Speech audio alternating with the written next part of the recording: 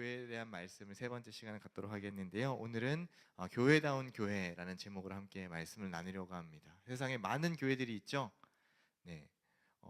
우리나라만 해도 벌써 한 대략 통계적으로 아주 정확하진 않지만 약 한 5만 개 정도의 교회가 이렇게 등록이 돼서 지금 교회가 세워져 있다고 합니다. 이제 모든 교파들을 이제 다 합쳐서 그 중에 이제 우리 합동교단이 한 12,000개 정도의 교회가 있다고 해요. 우리나라만 해도 벌써 한 5만여 개의 교회가 있고 전 세계적으로 봤을 때 그러면 교회의 숫자가 얼마나 될까요? 엄청 많겠죠. 다 셀 수는 없지만 어쨌든 굉장히 많은 교회들이 지금 세워져 있고 또 세워지고 있고 또 어떤 교회는 또 폐쇄되어서 없어지기도 합니다. 계속해서 이렇게 교회가 세워지고 없어지고 또 세워져 있고 하는 이런 가운데 그럼 교회는 대체 어떤 교회가 정말 교회다운 교회냐, 하나님이 우리에게 원하시는 교회의 모습, 또 교회가 반드시 이게 있어야지만 이것이 정말 교회다운 교회다, 하나님이 원하시는 교회다 라고 할 수 있는 기준이 뭘까요?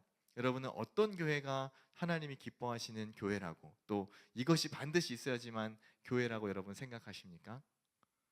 네, 여러 가지가 있겠죠. 그래서 이 안에 사랑이 있어야 되겠고, 또 우리 안에 서로 섬김이 있어야 되겠고, 또 많은 것들이 있는데 성경에 말씀하시는 것, 또 우리 안에 하나님께서 주신 것들 중에 교회를, 바른 교회를 이렇게 판단할 수 있는 기준이 있습니다. 그게 뭐냐면 이것이 있어야지 정말 바른 교회라고 얘기할 수가 있는데 그게 세 가지예요. 첫 번째는 무엇이냐면 말씀이 바르게 선포되어져야 합니다.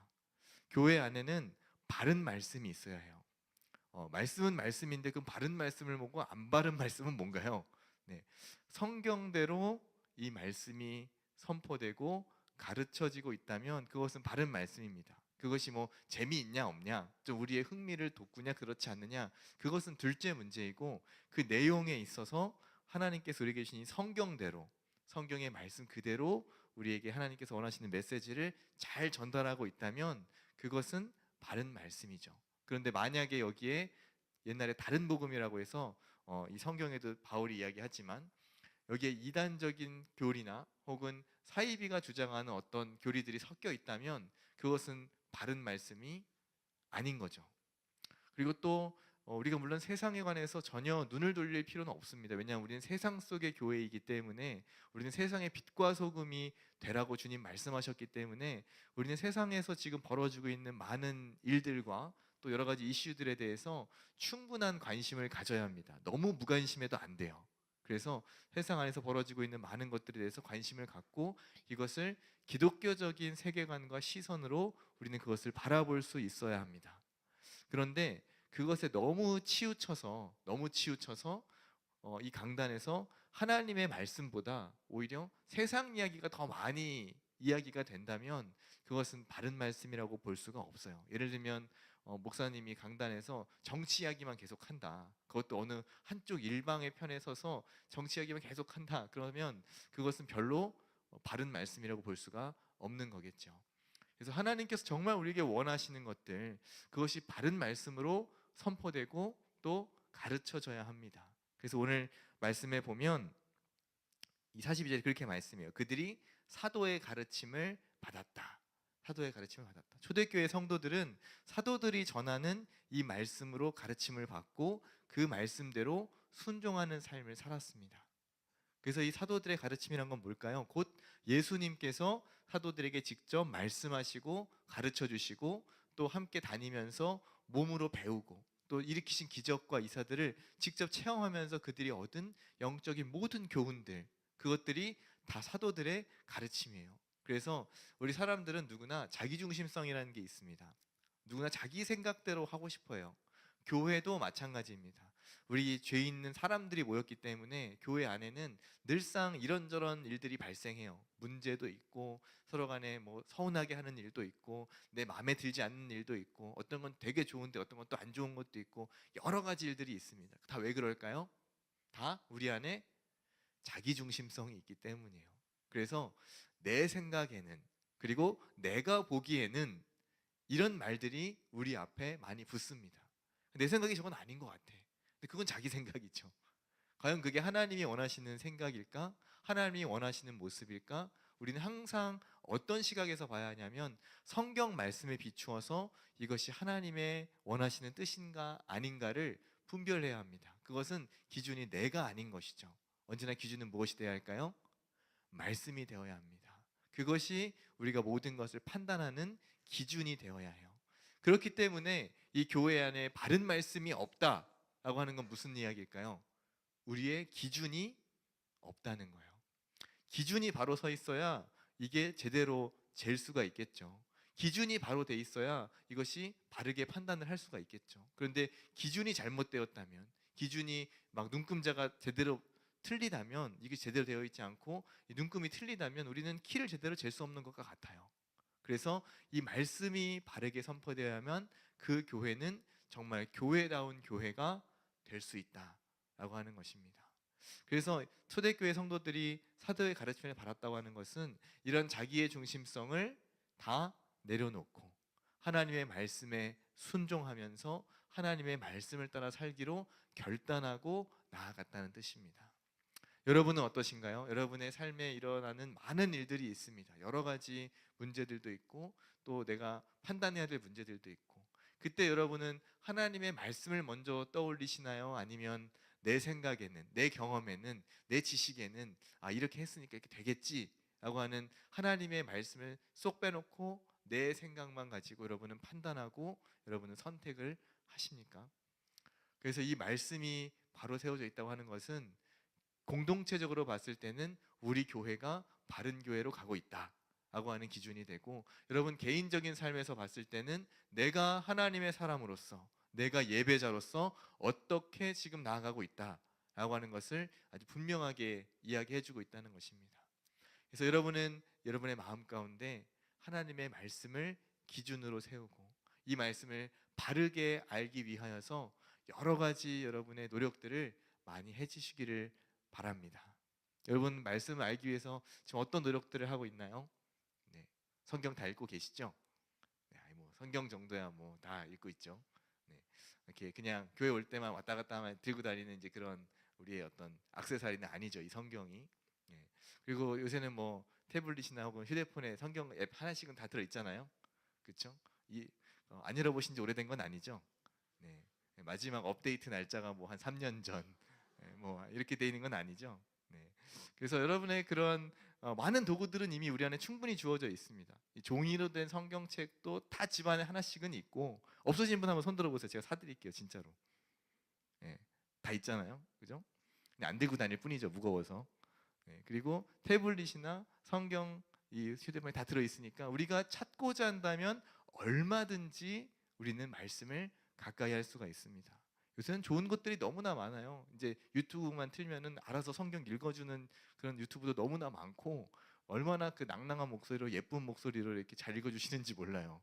그래서 그런 것들도 여러분이 활용해서 성경을 읽으시고, 또 이제 우리 교회가 원래 이제 큐티 책이 있지만 요번에 새로 매일 성경 원래 하던 그 본문을 가지고 기존에 시중에서 이제 판매하던 것을 저희 이제 교회 로고도 넣고 또 교회 행사 이런 것도 광고도 넣고 해가지고 자체적으로 이렇게 제작을 했습니다. 그래서 여러분이 5, 6월부터는 이것을 신청하시면 3, 4월은 좀 지나가서 이제 없어요. 그래서 5, 6월 달부터 우리 각 셀별로 여러분이 신청하셔서 받으시면 한 권에 5,000원입니다.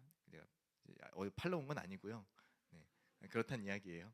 네, 그래서 셀별로 신청하셔서 여러분이 구매하시면 개인적으로 큐티를 하실 수 있다. 큐티. 그래서 매일매일 말씀을 묵상하면서 여러분이 그 큐티한 말씀으로 오늘 하루를 살고, 또 그 큐티한 말씀을 가지고 여러분의 말씀의 양식을 삼고, 그렇게 여러분이 해 나가시면 좋을 것 같아요. 그리고 또 한 가지는 이제 방학 기간을 이용해서 여름에 여름 수련회 말고 한 1일 당일이나 혹은 이틀 정도 해서 제가 한 성경 공부반을 개설하려고 합니다. 아주 짧은 시간에 인텐시브하게 아침에 와서 저녁에 끝나는 거예요. 그래서 1일 그렇게 성경 공부반을 이렇게 개설하려고 하니까, 그런 것들이 이제 열렸을 때 이건 신청자 받아서 합니다. 그래서 그냥 여러분 신청 받아서 함께 먹을 것도 나누고 같이 말씀도 나누면서 영육이 풍성한 시간으로 여러분 하실 수 있기를 바랍니다. 그때 열심히 참여해 주셔야 돼요. 그래서 여러분 한번 그 강의 듣고 나면 성경이 이런 거였구나, 내가 몰랐던 말씀들이 이 안에 숨어 있었구나, 이렇게 여러분이 또 발견하시고 또 은혜 받는 시간이 될 줄로 믿습니다. 네, 아멘 하신 분들은 다 참여한 걸로 믿어요. 네, 좋아요. 이렇게 여러분이 말씀을 풍성하게 여러분이 가지고 있어야 여러분이 바른 교회로서 매일매일 하루하루를 살아갈 수가 있게 됩니다. 그래서 이 말씀을 가까이 하는 일 너무나 중요한 거고요. 두 번째 우리에게 주신 그 교회의 기준이 뭐냐면 성례가 바르게 시행되어야 합니다. 그래서 성례는 무엇이냐면 두 가지예요. 세례와 성찬. 세례는 여러분 아시죠? 다 세례 받으셨죠? 거의 대부분. 아직 세례 안 받으신 분들은 요번에 저희 부활주일 가까운 이제 4월 첫째 주에 교육이 있으니까 신청하셔서 학습, 세례, 입교 신청하시기를 바랍니다.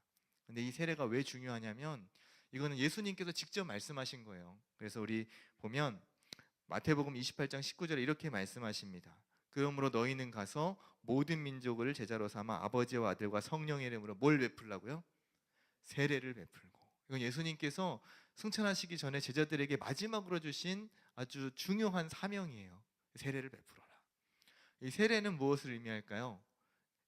불신자였던 예수님 바깥에 있었던 사람들이 혹은 교회 안에는 들어와 있지만 아직 예수님을 나의 구원자로 나의 하나님으로 영접하지 못한 사람들에 대하여 이들이 가르침을 받고 또 이 신앙 고백이 자기의 것이 되어서 우리가 베드로의 신앙 고백, 예수님은 나의 주님이시며 또 그리스도이시며 살아계신 하나님의 아들이십니다라고 하는 이 신앙의 고백을 자기 입술로 확실한 믿음 가운데 고백할 수 있을 때 받는 게 세례예요. 그래서 우리 교회에서는 세례를 지금 약식으로 주고 있습니다. 이 세례가 우리는 보통 이렇게 물에 찍어서 목사님이 이렇게 물에 뿌려주죠.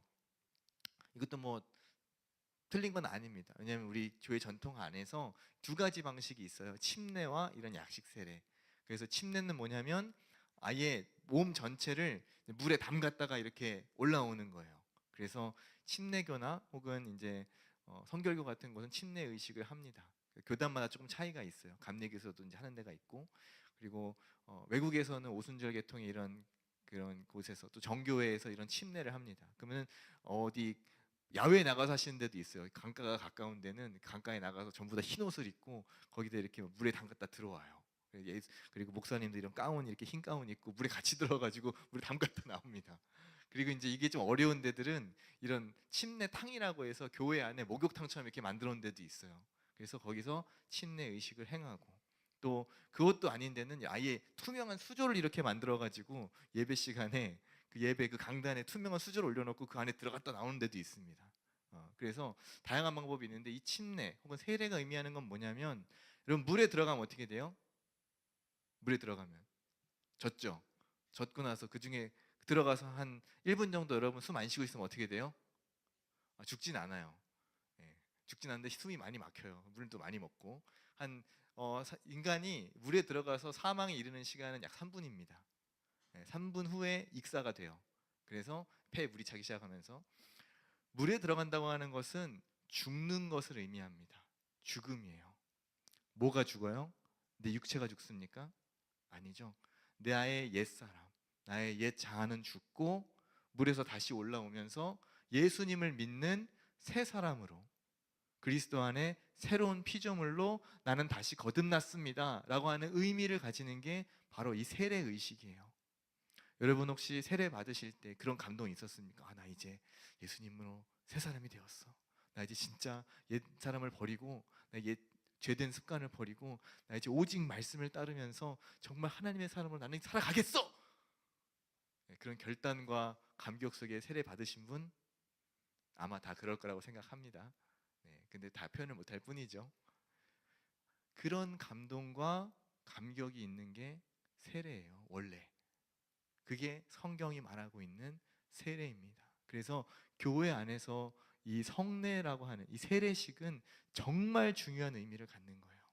이제 이 사람이 이 한 영혼이 예수 그리스도를 구주로 영접하고 교회의 정회원이 되어서 하나님과 성도들 앞에서 교회 앞에서 나는 그리스도인이 되었습니다 라고 하는 것을 공증하는 거예요.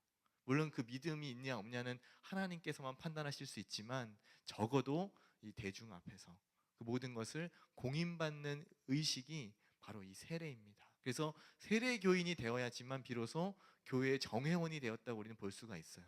그래서 세례 교인만이 교회의 어떤 결정상, 의결사항에 공동회의에 참여할 수 있고 여러 가지 교회의 그 모든 봉사라든지 할 수 있는 그러한 권리를 가지게 됩니다. 그 전까지는 준회원으로서 사실은 그냥 관리 대상인 거예요. 여러분, 이 세례와 입교라고 하는 게 정말로 중요한 의미를 갖는다는 거. 만약 여러분이 이미 세례를 전 받았는데 그럼 어떡하죠? 저는 별로 감격 없이 받았는데요. 그냥 학생 때 엄마가 하라 그래가지고 부모님이 하라 그래서 그냥 입교하고 전 태어날 때부터 모태신앙이라 유아 세례 받고 저도 모르는 사이에 입교인이 되었는데요. 어떡하죠? 네, 괜찮습니다. 중요한 것은 여러분의 마음 가운데 지금 여러분의 마음 가운데 예수님이 나의 주인이신가? 내가 예수님을 진정으로 그리스도로 고백하고 있는가? 내가 진정으로 예수님을 나의 하나님으로 모시고 그 하나님을 따르기로 결정하고 결단하고 순종하고 있는가? 그것이 그 마음의 세례를 받는 것이 훨씬 중요한 일입니다. 저도 세례 받을 때 그렇게 이렇게 얘기하니까 목사님은 그럼 엄청 감격이 있으셨겠네요. 네, 생각하실 수 있지만 저는 안타깝게도 군대에서 세례를 받았습니다. 불신자일 때. 왜 세례를 받았습니까? 무이름도 없으면서 빵이랑 콜라 하나 더 준다고 해서 받았어요. 그것이 너무 탐이 난 나머지 그냥 교회 가면은 소보루빵이랑 콜라 하나 주는데 세례 받으면 하나씩 더 준다 그래가지고 햄버거 준다 그래서 받았어요. 아, 이거 햄버거라니. 맥도날드 햄버거라니. 군대에서. 여러분, 그 당시에 제가 2002년 군번이거든요. 죄송해요. 그래서 좀 시간이 좀 오래됐죠. 월드컵 할 때 그때 월드컵이 그렇게 잘할 줄 몰랐어요. 내 인생의 최대 후회 중 하나예요. 왜 그때 나는 이때를 했을까? 2002년에 1년만 더 미룰 걸. 그래서 아무튼 인생 최대 후회이긴 하지만 그때의 믿음 없이 세례를 받았지만 그러나 그것이 유효해서 저는 하나님께서 저를 지금까지 인도하셨다고 믿습니다. 그리고 마음에 저는 나중에 이제 정말로 예수님을 영접하게 되었을 때 그때의 그 세례의 감격을 그 예식을 통해서는 아니지만 마음 가운데 정말 깊이 느꼈어요. 그래서 이 세례가 정말 이 마음의 세례라고 하는 게 정말 중요하구나 하는 것을 여러분 마음에 새기고 여러분 또한 그런 감격과 감동 속에 매일매일 살아가시기를 바랍니다. 내가 세례 교인이구나. 여러분이 세례 교인이라면 또 입교 교인이라면 여러분 자랑스럽게 여기셔도 돼요. 나 교회 정회원이구나. 하나님이 나를 선택하신 나 하나님의 백성이구나. 그 예식 자체가 의미를 구원을 보장하는 것은 아니지만 그 안에서 여러분이 충분한 은혜와 감격을 누리시기를 바랍니다. 그리고 또 한 가지 예식이 바로 성찬이에요. 성찬. 이 성찬은 예수님의 그 십자가 사역을 기념하면서 예수님이 계속해서 기념하라고 하신 그런 예식이죠. 우리 고린도전서 11장 24절 25절이 있습니다. 우리 함께 읽을 텐데 제가 24절 우리 청년들이 25절 함께 읽겠습니다. 축사하시고 떼어 이르시되 이것은 너희를 위하는 내 몸이니 이것을 행하여 나를 기념하라 하시고 식후에 또한 그와 같이 잔을 가지고 이르시되 이 잔은 내 피로 세운 새 언약이니 이것을 행하여 마실 때마다 나를 기념하라 하셨으니. 네, 이것은 예수님 다시 오실 때까지 교회가 계속해서 해야 될 예식입니다. 거룩한 예식입니다. 여러분 성찬하실 때 그냥 이렇게 떡하고 포도주, 지금 우리 교회는 빵으로 하죠. 그래서 빵이랑 여기 포도주 나눠서 이렇게 먹고 마시는데 그냥 먹고 마시는데 그 의미가 있는 게 아니에요. 이것을 먹고 마실 때마다 이것은 내 살과 내 피니 이것을 기념하라.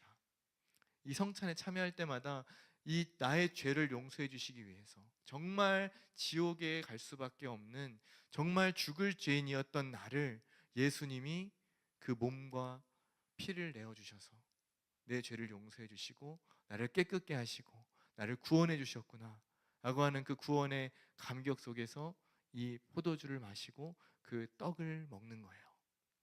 얼마나 이게 귀한 예식입니까? 그래서 초대교회 성도들은 이 예식을 매주 했습니다. 매주.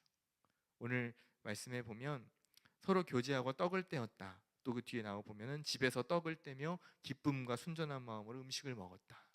이걸 이제 보통 우리가 애찬식이라고 하는데, 이 애찬은 성찬이에요. 그래서 매주 예배가 끝날 때마다, 이때는 소규모로 모였기 때문에 이 초대교회가 가정으로 이렇게 단위로 몇 가정씩 모여서 예배를 드렸기 때문에 한 서너 가정씩 이렇게 모여서 이런 성찬을 하는 거예요. 빵을 하나 갖다 놓고 한 병에다가 포도주를 갖다 놓고 한 빵을 떼어서 같이 먹고 또 한 병에 들어있는 이 포도주를 부어서 같이 마시고. 왜 그렇게 합니까? 우리는 예수님의 몸과 피로 하나 되었다고 하는 한 가족임을 의미하는 거예요. 그리고 이것을 매 주마다 하면서, 그래 맞아, 예수님이 나를 위해서 이렇게 죽으셨지, 예수님이 나를 위해서 이 모든 것을 내어주셨지 라고 하는 이 십자가의 대속의 의미를 매 주마다 되새기는 거예요. 그래서 환난과 어려움이 올 때마다, 지금 당장 저 문 밖에서 로마 군인들이 언제 우리를 잡아갈지 모르고, 지금 이 문 밖에서 그 유대인들이, 동족들이 언제 우리를 고발해서 이 모임이 흩어질지 모르는 그 위기 상황 가운데에서, 그 박해 현장 속에서 매 주마다 매일마다 예수님의 그 사랑과 그 은혜를 묵상하면서 이 성찬식을 했다는 겁니다. 우리 교회는 1년에 한 2번 정도 하는 것 같아요. 그런데 그렇게 할 때에 여러분, 그냥 밋밋하게, 그냥 매년 하는 거니까, 그냥 반기에 한 번씩 하는 거니까, 그런 정기적인 어떤 행사로 여기지 마시고, 여러분이 구원받은 하나님의 사람이라면, 정말 예수님의 그 사랑을 느낀 사람이라면, 이것은 예수님의 살과 피로 이것을 기념하는 것이구나. 저는 사실 그 성찬을 할 때마다 정말 눈물이 많이 나요. 제가 지금 이제 목사 가운을 입고 제가 이것을 이렇게 분변과 분잔을 하는 이렇게 순서를 이렇게 맡아서 이렇게 다니기 때문에 제가 눈물을 막 흘릴 수는 없지만, 성도님들 앞에서도 제가 막 다니면서 눈물 울기면 그렇잖아요. 그러진 않지만 마음속으로 울고 있습니다, 저는. 왜냐? 그 하나님의 은혜를 생각할 때마다, 예수님이 내게 주신 그 생명을 생각할 때마다 눈물이 나요. 지금도 그 십자가를 생각할 때마다, 묵상할 때마다 마음이 이렇게 감동이 있고 그 은혜의 감격이 있습니다. 그래서 여러분들도 그 성찬에 참여할 때마다 이 의식을 생각하면서 예수님이 주시는 그 사랑을 더 깊이 느끼시는 우리 청년들이 되시기를 바랍니다. 그래서 이 세례와 성찬은 교회가 반드시 지켜나가야 할, 주님 다시 오실 때까지 계속해서 해나가야 될 교회의 기준이 됩니다. 만약 그 교회에서 성찬이 없다, 혹은 세례가 없다, 그것은 교회가 아닙니다. 그것이 예수님의 이름으로, 예수님을 머리로 해서 예수님이 드러나게끔 하지 않는다, 그러면 그것은 뭘까요? 교회가 아닌 거예요. 떡과 포도주를 나누어 주면서 이것은 안상홍님의 몸입니다. 네, 이것은 교주 누구죠? 신천지 교주님이 이만희 씨, 이만희의 몸입니다. 이만희의 보혈입니다. 이러면 교회가 아닌 거죠. 네, 우리는 오직 예수님의 몸과 피, 예수님을 머리로 모시는 교회가, 이 바르게 성례가 시행되는 것이 바로 바른 교회입니다. 그래서 세 번째로 이 성찬이 세 번째로 우리가 교회가 반드시 있어야 할 것은 무엇이냐면, 이것은 좀 어려운 말로 권징이라고 하는데, 징계예요, 징계. 그래서 교회 안에 바른 징계가 시행되어야 합니다. 여러분 혹시 교회 안에서 징계 받으신 분이 있어요? 없죠. 여러분 징계 받으시면 어떻게 될 것 같으세요? 네, 이 징계에도 좀 단계가 있습니다. 그래서 제일 가벼운 그 징계가 뭐냐면 견책이라고 해서 이제 권면하는 거예요. 이제 불러다 놓고 1대1로 혼내는 거예요. 쉽게 얘기하면, 예를 들면은 누구누가 형제가 누구누구 자매가 뭔가 이렇게 좀 부적절한 행위를 했습니다. 그러면 이제 목사님 목양실로 불러요. 누구누구 뭐 형제님, 자매님, 뭐 집사님, 권사님, 장로님 좀 만나시죠. 그래서 막 이야기를 했습니다. 그래서 그렇게 하시면 안 됩니다. 하나님 말씀에 그렇게 하는 것은 거룩한 백성의 행동답지 않습니다. 빨리 뉘우치시고 회개하시고 돌이키십시오. 그렇게 하면 어떻게 됩니까, 여러분? 그렇군요. 제대로 알아듣지 못했군요. 이러면 안 된다는 거예요. 네, 이렇게 혼을 내고 있는데, 바른 말씀으로 이렇게 징계를 하고 있는데 못 알아들으면 안 된다는 거예요.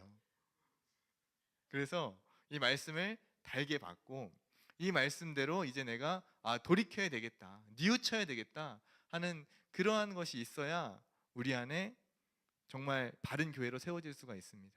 지금은 상상하기가 좀 어려울 것 같은데 한국 교회 초기에는 이러한 권징이 굉장히 강력하게 시행되었어요. 왜냐하면 초기 선교사들이 우리 한국 교회에 와서 한국에 들어와 보니 조선에 들어와 보니까 제일 많이 하고 있는 게 뭐냐면 세 가지가 있어요. 술, 도박, 아편, 그리고 그 옛날에 기생집. 그래서 첩을 많이 두는 것. 이 네 가지를 많이 하고 있어서 이 네 가지를 아주 엄격하게 규제했습니다. 그래서 어디 기생집 드나들지 말아라, 술 먹지 말아라, 담배인지 아편인지 알 수 없으니까 어쨌든 연초 피우지 말아라. 그래서 이 모든 것들을 다 규제를 했습니다. 도박 끊어야 된다. 그리고 나서 예배 시간에 대한 어떤 굉장히 경건함을 추구했어요. 우리 교회 한국에 들어온 그 모든 신앙들이 청교도 신앙입니다. 그래서 저는 그게 감사해요, 되게. 그래서 어떻게 보면 정말로 이 안에 우리 사회 깊이 들어있던 어떤 그 부패함들이 많이 교회를 통해서 거룩해 깨끗해졌다고 봅니다. 그래서 그때의 초대교회 이런 일들도 에피소드가 있어요. 그때에 여러분 주기철 목사님이라고 아세요? 네, 한국 교회 아주 유명한 목사님이신데 그 교회를 담임하실 때 장로님 중에 아주 유명한 분이 또 있습니다. 조만식 장로님이라고 아주 유명한 분이 계세요. 근데 한 번 이 조 장로님이 무엇 때문인지 예배 시간에 지각을 했어요. 그랬더니 늦게 조용히 들어오셨겠죠. 뒷자리에 앉으셨는데 갑자기 목사님 설교하시다가 장로님! 당장 뒤로 나가서 서 있으시라고. 예배 시간에 어디 늦게 들어오냐 장로가. 그러면서 뒤에 나가 서 있으시라고. 예배 끝날 때까지. 그랬더니 어떻게 했을까요? 장로님이 나가서 조용히 서 계셨습니다.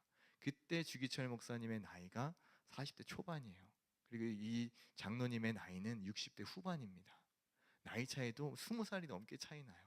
그런데도 어떻게 했습니까? 그 권징에 순복하고 이것을 달게 받고 내가 예배 시간이 늦었구나. 너무 죄송하다. 다시는 늦지 말아야지.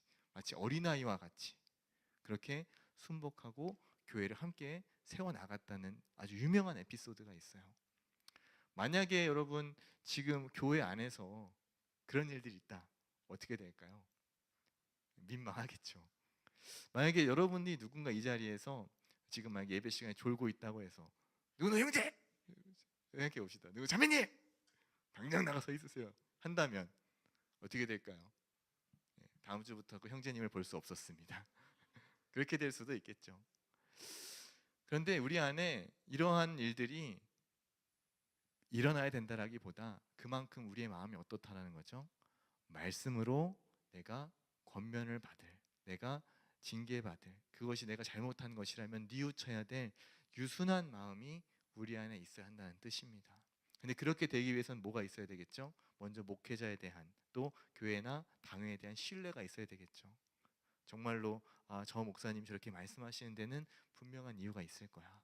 그리고 목회자 자신도 바르게 서 있어야 하고, 교회 구성원 한 사람 한 사람이 그렇게 바르게 세워져 있을 때 이런 권징도 저는 바르게 행해질 수 있을 거라고 생각합니다. 근데 어찌 됐든 이러한 일들이 우리 안에 분명히 있어야 교회가 거룩하고 바르게 세워질 수 있어요. 혹시 제가 여러분을 조용히 만나자고 하거든 여러분 기쁨으로 받으시기 바랍니다. 네, 그렇다고 제가 혼내지 않아요. 저를 만나보신 분들은 알겠지만 저 되게 재밌는 사람이에요. 네, 그래서 유쾌한 사람이기 때문에 만나서 같이 이렇게 또 신방하면서 차도 한 잔 마시고 또 이렇게 이런저런 이야기 같이 나눌 수 있으면 좋겠습니다. 그리고 제가 무엇인가 이야기할 때 특별한 이유 없이 하는 건 별로 없어요. 무엇인가 항상 여러분을 이렇게 지켜보고 있다가 기도하는 가운데 또 이렇게 얘기하는 것이기 때문에 대신에 가볍게 듣지는 말아주세요. 네, 왜냐면 많이 기도하고 얘기하는 거예요. 여러분들과 뭔가 이렇게 이야기를 할 때. 그래서 한마디 할 때 그렇게 좀 고민하고 기도하고 한다는 거 알아주시고 함께 잘 받으시면 좋겠습니다. 그래서 이러한 건징이 잘 실행되고 이렇게 될 때에 이것은 그냥 징계하는 자체가 목적은 아니에요. 징계하는 목적이 뭡니까? 부모님 여러분들 혼내는 이유가 뭐예요? 때리는 게 목적이 아닌 거죠. 이것을 통해서 바르게 세워지고 그 영혼이 회복될 것을 기대하면서 징계하는 것이 징계의 목적입니다.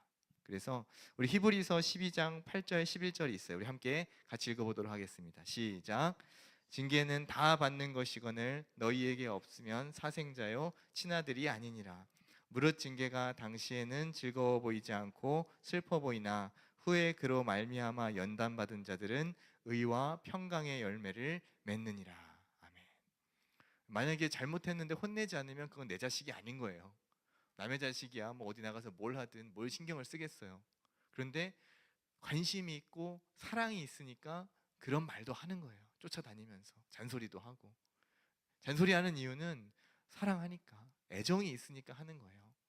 만약에 하나님께서 우리를 징계하시지 않는다, 내가 분명히 잘못 나가고 있는데 엇나가고 있는데 하나님이 나를 징계하시지 않는다, 그것은 정말 아주 오래 참아주시는 중이거나, 그러다가 어느 순간 한계치에 다다르면 징계를 하실 수 있다는 뜻입니다. 그래서 여러분, 징계가 있을 때에 그것을 즉시 뉘우치고 회개하고 돌이킬 수 있는 그런 영적인 눈을 가진, 감각을 가진 우리 청년들이 되시기를 바랍니다.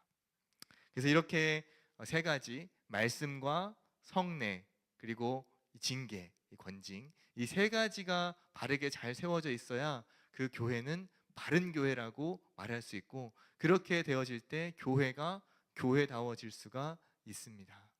사랑하는 여러분, 우리 청년부 솔리데오 공동체가 이렇게 바른 교회로 세워질 수 있도록 우리 안에 바른 말씀이 선포되고 우리 안에 바른 성례가 시행되고 또 우리 안에 이러한 징계를 기쁨으로 받을 수 있을 만큼 그렇게 성숙한 공동체가 될 수 있도록 날마다 여러분 기도해 주시고, 또 그런 우리 교회가 될 수 있도록 여러분 기도해 주시기를 바랍니다. 그리고 여러분 개개인이 또 교회니까요, 여러분 안에도 나 자신이 바른 말씀으로 바로 서고 내가 성례를 참여할 때에 어떤 마음으로 하는지, 그리고 어떤 징계의 말씀을 들었을 때 내가 그것을 기쁨으로 달게 받고 내 삶을 빨리 교정하고 또 회개하는지, 여러분 자신에 대해서도 한번 잘 묵상하시고 돌이키시기를 바랍니다. 그래서 이렇게 우리가 교회다워질 때에 정말 놀라운 일들이 일어납니다. 오늘 사도행전 그 2장 후반부에 보면 서로 마음을 나누게 되고요, 마음을 나누니까 물질도 서로 나누게 되고 또 이 모든 것을 통용하게 되고 또 그 안에 기쁨으로, 찬송으로 예배의 감격이 더해지게 되고 그 안에서 사회적인 신뢰도 높아져서 사람들로부터 칭찬을 받고 날마다 믿는 자의 수가 더하게 됩니다. 부흥이 자동으로 일어나는 거예요. 교회가 교회다워지면 정말 사람들이 먼저 압니다. 아, 저 성인교회는, 저 청년부는 뭔가 다르다. 저기 한번 가보고 싶다. 저긴 대체 뭐 하는 곳이냐. 사람들이 먼저 알고 몰려들게 됩니다. 날마다 믿는 자의 수가 더하게 되는 놀라운 일들이 우리 청년들 안에 있으시기를 바랍니다. 함께 기도하며 나아가겠습니다. 시간 기도하실 때에 여러분 그렇게 기도하시면 좋겠어요. 여러분 자신 안에 이러한 교회다운 표징이 있는지, 내가 말씀으로 날마다 바로 서 있는지, 그리고 또 이 성례를 참여함에 있어서 정말 마음을 다해서 감격을 가지고 내가 참여하고 있는지, 그리고 이것을 앞으로 어떤 마음으로 내가 할 것인지 여러분 자신을 놓고 기도하시기를 바랍니다. 그리고 우리 안에 이러한 징계 받을 일이 없기를 바랍니다. 하나님, 우리 교회와 또 우리 청년들 안에 날마다 거룩함으로 채우시고 하나님 말씀대로 순종하는 삶을 살아서 이러한 권징이 이럴 필요가 없도록, 이것이 바르게 시행될 것이 아니라 정말 우리 안에 이것이 시행될 필요가 없는 그러한 건강하고 거룩한 교회가 될 수 있도록 이 시간 함께 다 같이 기도하며 나아가겠습니다. 기도하시겠습니다. 사랑과 은혜가 풍성하신 하나님, 감사합니다. 오늘도 귀한 날 주시고 또 은혜 주셔서 우리 청년들과 함께 귀한 말씀 나눌 수 있도록 은혜 주시니 감사합니다. 우리 청년들 가운데 함께 해주셔서 우리 교회가, 우리 솔리데오 청년들이 정말 교회다워지기를 원합니다. 하나님이 원하시는 그 뜻대로, 하나님께서 말씀하시는 대로 우리 교회가 세워지기를 원하고 또 우리 청년들이 세워지길 원하오니 날마다 함께하여 주옵소서. 우리 청년들 안에 서로 마음과 물질을 나누는, 서로의 모든 것을 통용하는 이런 은혜의 역사가 일어나길 원합니다. 나 이것을 내 것이라 여기지 않고 함께 나누며 사랑으로 섬기는 귀한 사랑의 섬김이 우리 안에 있게 하여 주시옵소서. 하나님께 나와 찬양하며 또 말씀을 듣고 함께 기도할 때에 예배의 감격이 매 주마다 날마다 더해지게 해 주시고 은혜가 넘치게 해주시길 원합니다. 하나님의 말씀을 가지고 또 은혜를 나눌 때에 그 성도의 교제가 깊이 있게 나누어지게 해주시고 모든 셀들마다 하나님의 은혜로 부어 주옵소서. 하나님, 우리 청년들을 통해 사회에 선한 영향력을 주기를 원합니다. 사회적인 신뢰도가 우리 청년들을 통해서 높아지고 또 우리 교회를 통해서 이 지역에 하나님의 복음이 전파되길 원합니다. 많은 사람들이 회심하여 돌아오는 영혼 구원의 역사가 우리를 통해서 이루어지게 하여 주시옵소서. 주께서 역사하시고 우리 가운데 은혜 베푸실 것을 믿습니다. 주님, 우리 가운데 일하여 주시옵소서. 성령께서 역사하여 주옵소서. 하나님 아버지, 우리 교회를 세우시고 또 우리 청년들을 하나님의 말씀으로 세워주시니 감사합니다. 우리가 교회다운 교회가 되기를 원합니다. 정말 교회다운 교회로 우리가 삶을 살아가기를 원합니다. 우리 한 사람 한 사람이 성전이오니 주께서 붙드시고 성령께서 역사하여 주옵소서. 우리 청년들 안에 말씀으로 날마다 충만케 채우시고 주의 은혜와 사랑으로 덮어 주옵소서. 우리 주 예수님의 이름으로 기도드립니다. 아멘. 이제는 우리 주 예수 그리스도의 은혜와 하나님 아버지의 크신 사랑과 성령 하나님의 교통하심이 교회다운 교회로 살아가고자 결단하는 우리 모든 청년들과 함께 예배하는 성도들에게 이제로부터 영원토록 함께 있을지어다. 아멘.